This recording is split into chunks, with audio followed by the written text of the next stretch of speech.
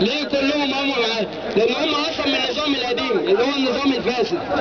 احنا كلنا بنطالب بمجلس مدني فيه فرد واحد بس عسكري. يعني كلنا بنطالب مجلس رئاسي مدني فيه فرد واحد بس عسكري.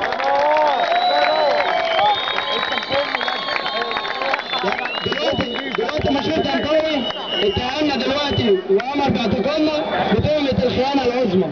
احنا خدنا المجلس العسكري بس خدناه لصالح البلد ولصالح الشعب كله.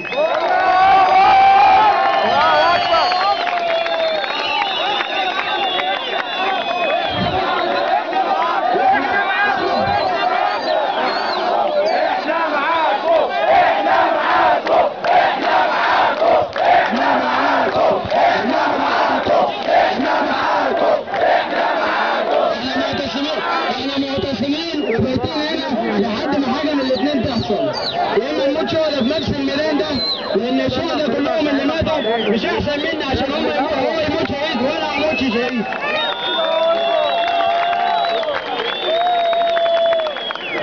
ولو اتحاكمنا هنتحاكم هنا قدام الشعب كله.